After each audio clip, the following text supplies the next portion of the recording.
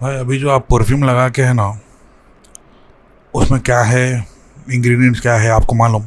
नहीं मालूम। और ब्रांड को जो है ये आपको बताना ज़रूरी नहीं है। ये मैंने बोल रहा हूँ, ये लॉ बोल रहा। कोई सा भी परफ्यूम बॉटल उठाओ, आप पीछे देखो इंग्रेडिएंट्स में क्या लिखा रहता। अल्कोहल, एक्वा, फ्रेग्रेंस और परफ्यूम, बस ख़त्म। वो एक वर्ड फ्रेग्रेंस लीगली 3,000 से ज़्यादा इंग्रेडिएंट्स को छुपाने की इजाज़त है उसके पास। एक भी ब्रांड ये नहीं बताता, एक भी ब्रांड ये बताने का पाबंद नहीं है कि उसमें क्या इंग्रेडिएंट गए हुए हैं। कोई लॉ नहीं है, कोई रेगुलेशन नहीं है, कोई ट्रांसपेरेंसी नहीं है। एक बॉटल में एक केमिकल भी रह सकता, 400 केमिकल भी रह सकते, और आपको कभी मालूम भी नहीं होता। और ये सिर्फ सस्ते परफ्यूम्स की बात नहीं है। ये डियोर ले लो, शनैल ले लो, क्रीड ले लो, जो भी बॉटल उठाओ आप, सेम वर्ड सेम सीक्रेट।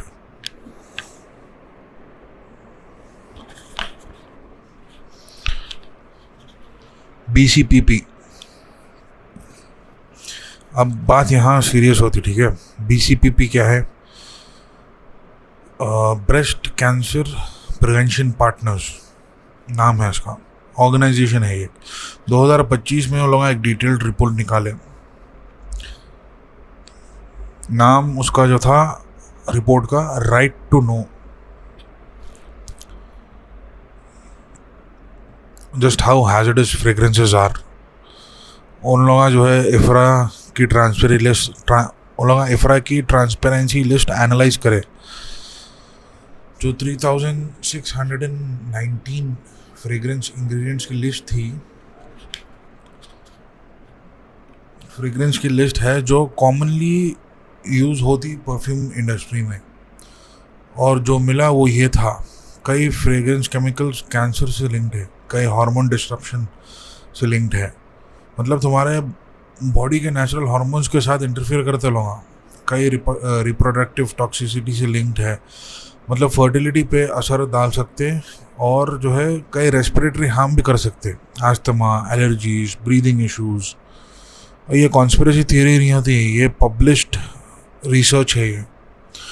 और ब्रांड कुछ भी नहीं बताता, क्योंकि बताना ज़रूरी नहीं है।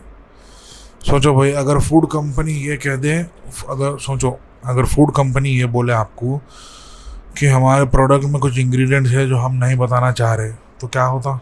गवर्नमेंट उनको बंद कर देती, कंज्यूमर कोर्ट में केस होता, मीडिया में तूफान होता, लोग प्रोटेस्ट करते। लेकिन ये नॉर्मल है परफ्यूम इंडस्ट्री में, क्योंकि ये जो है ट्रेड सीक्रेट है। तुम्हारी सेहत से बड़ी जो है उनकी रेसिपी की प्राइवेसी है।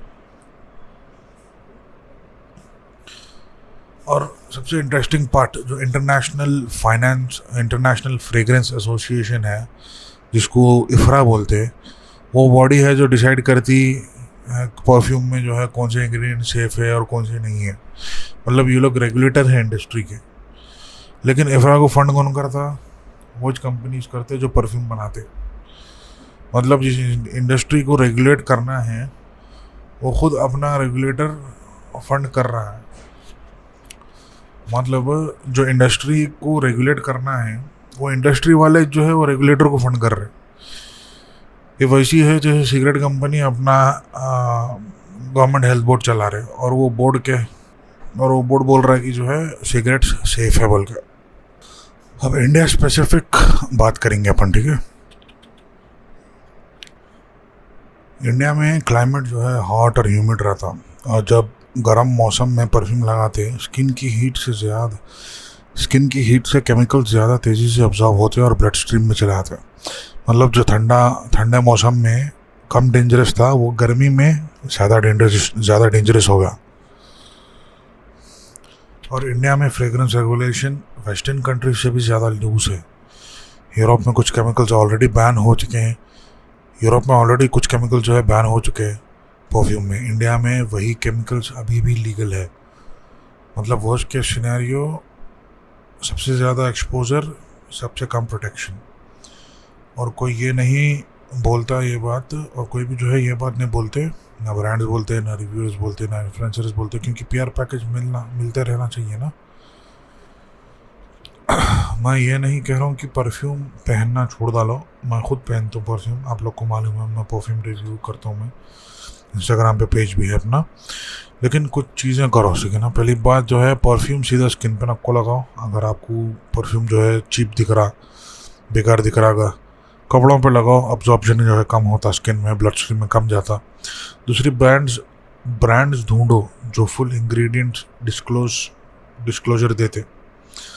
कुछ इंडी ब्रांड्स जो है ये शुरू करे अब करना, वो ज़्यादा ट्रस्टवर्दी है, लेकिन जो है फिर भी। तीसरी बात, नेचुरल ये क्लीन परफ्यूम का लेबल देख के अंधा भरोसा नको कर लो, वो भी लीगली जो है सेम लूपहोल इस्तेमाल कर रहे। और सबसे इम्पोर्टेंट चीज़, अपने आप से पूछो कि तुम किसी चीज़ के लिए इतना पे कर रहे जिसके इंग्रेडिएंट्स तुम्हारे लीगली मालूम नहीं है, ये नॉर्मल है क्या? फ्रेग्रेंस इंडस्ट्री दुनिया की सबसे अनरेगुलेटेड कंज्यूमर इंडस्ट्री में से एक है। एक वर्ड फ्रेग्रेंस के पीछे जो है ना हज़ारों इंग्रेडिएंट्स को छुपा सकते, और ये 2025 में भी लीगल है।